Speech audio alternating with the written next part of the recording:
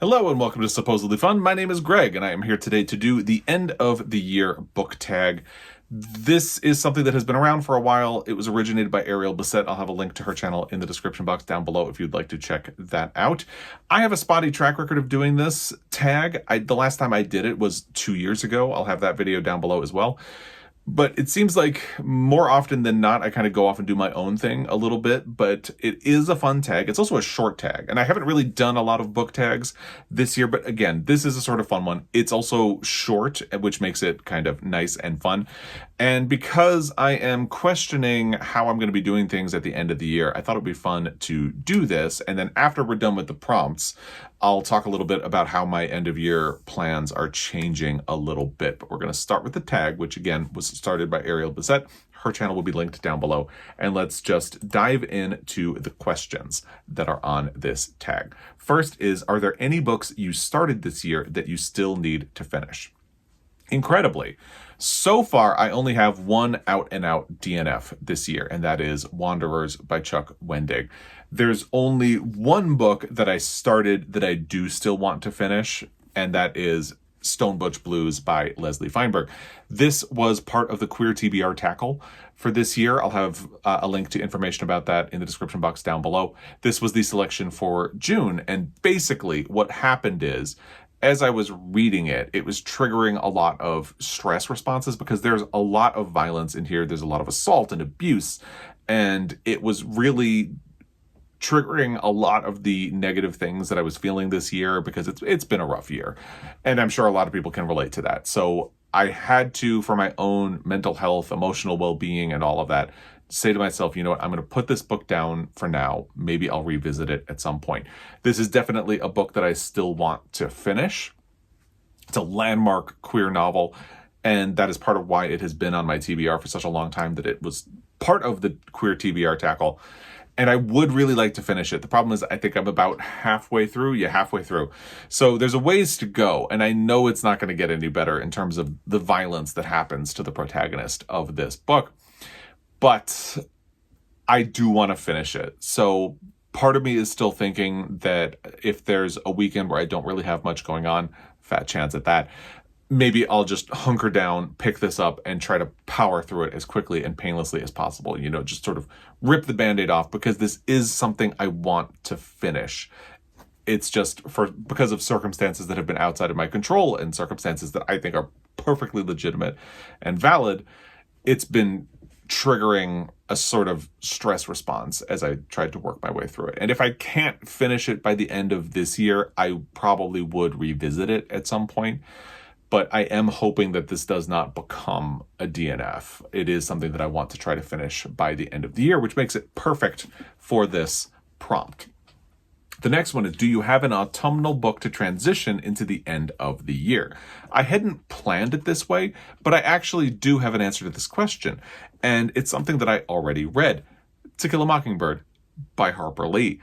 You know, people always talk about Die Hard is a Christmas movie. Well, To Kill a Mockingbird is a Halloween book. One of the final scenes happens on Halloween, or at least at a Halloween pageant. And there's a lot of fall in the air. There are leaves and all of that stuff. So is it a stretch? A little bit. Is it an autumnal transition book? Yes, absolutely. And I was happy to reread this book. I've read this book many, many, many times, and I did a whole deep dive about it for my Pulitzer Prize project. I will have that linked down below as well. But yeah, fall vibes all over To Kill a Mockingbird, which kind of surprised me. I remember thinking about the winter part where there's an unexpected snowstorm in the town of Maycomb. I think of the summers because in the summertime Dill is there, but there are very strong fall vibes in here as well, and I had not remembered that at all. So you really couldn't do badly if you looked at this as a fall or autumnal transition book. Is there a new release you are still waiting for? There are only 2 books that I've really been looking forward to this year that have not been published yet, and one of them is coming really close. That one is So Late in the Day, which is by Claire Keegan. It will be published on November 14th. I believe this book, and it's like a collection of, I think, 3 short stories put together. and they're already released in the UK, but they are going to be released here in the US for the first time. You can tell I'm a fan because I have small things like these faced out. I have Foster next to it. So as Claire Keegan material gets released in the US, I'm basically snapping it up. And I have a pre-order on this book. I'm really looking forward to it. Because it's so small, it should be really easy to read by the end of the year, and I'm very much looking forward to that. The other one that has not been released yet is The End of the World is a Cul-de-sac by Louise Kennedy. That will be coming on December 5th. I read Trespasses by Louise Kennedy earlier this year. You can't really see it, but it's hanging out with Claire Keegan on my bookshelves. But I really loved that book. I know that was a bit more of a cilantro book, because it was on the Women's Prize long list. I think it was on the short list as well.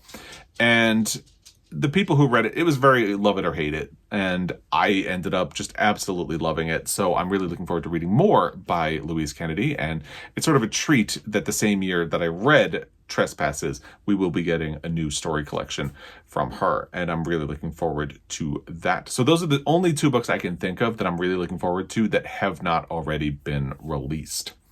Prompt number 4 is, what are 3 books you want to read before the end of the year? I have 3 new releases, and then I'm going to have like a bonus where if I fit an older backlist title in, it would be perfect. So I know the prompt says 3. I'm breaking the rules. It's going to be fine. The first one that was a new release for this year is The Heaven and Earth Grocery Store by James McBride.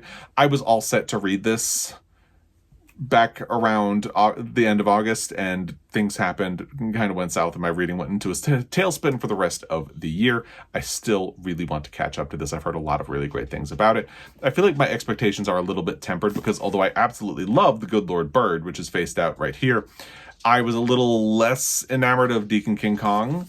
So I'm hoping that that's going to temper my enthusiasm because, you know, when you get really hyped for something, it can lead to disaster.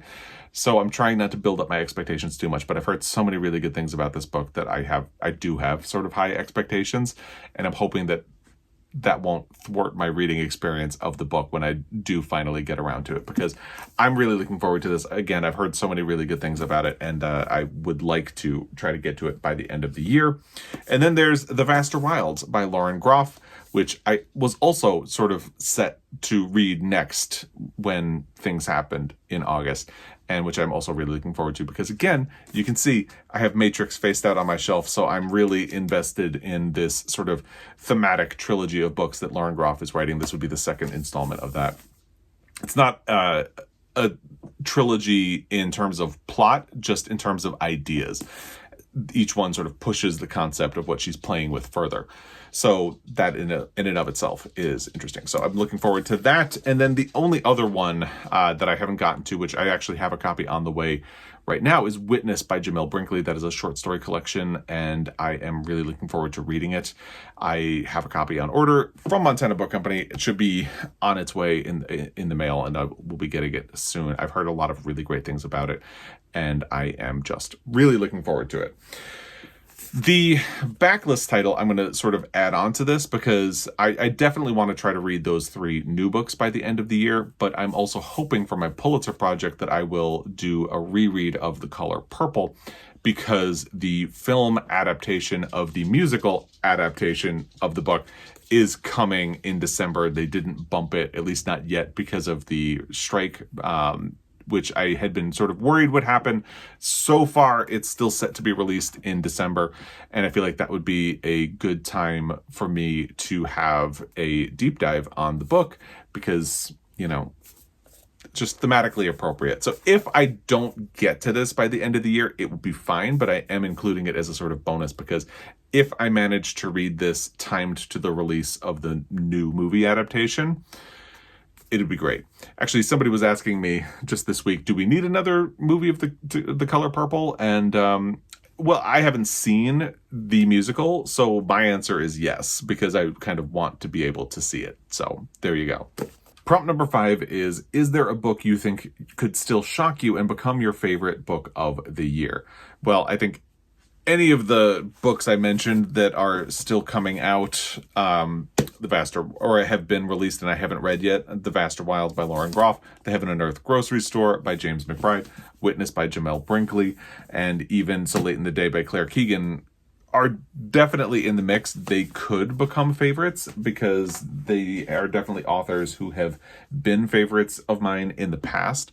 So these new releases could certainly be in the mix.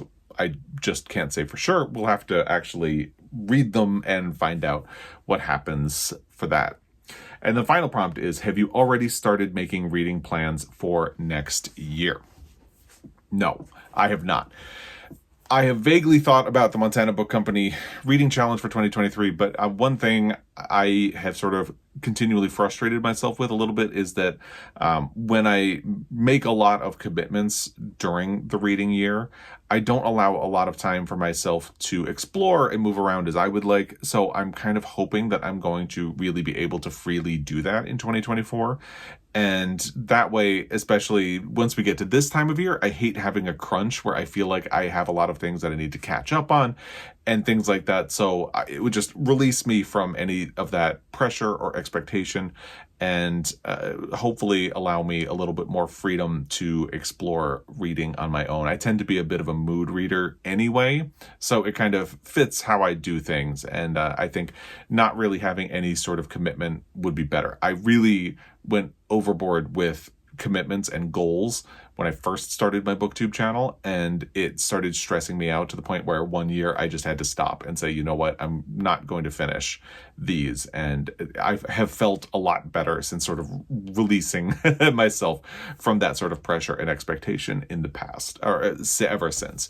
So I think that is probably what I will continue to do. There might be other things that just kind of pop up. Obviously I'm doing my Pulitzer Prize project and I'd like to continue working on that. I'll see what the Montana Book Company reading challenge is. I will probably participate and go along with that. And we'll see how everything goes. But I'm enjoying having a very low-key, no-pressure approach to 2024 so far. Maybe once we get closer to the year, I'll change my mind and want a little bit more structure. But right now, I think this is just working pretty perfectly. So that's it for the prompts. The thing I kind of wanted to talk about, why my reading is kind of in a shuffle for the rest of the year, is that I mentioned the Montana Book Company Reading Challenge. I had been doing the one for 2023, and I've come to something of an impasse on it, and I felt like it would be worth talking about. So I want to do the one for next year because I'm assuming that there will be one. However, I'm in a hole with the 2023 reading challenge, and I don't think I'm going to finish because at the place where I'm at 62% done with the challenge. So at the place where I'm at, if I were to finish, I would basically have to turn most of my end of year reading over to the Montana Book Company reading challenge. And again, I would create some pressure on myself and some expectations in order to make sure that I finish it. And I feel like the best thing that I could do for myself is to just kind of release that pressure and tell myself, you know what, I'll come back next year and everything will be fine.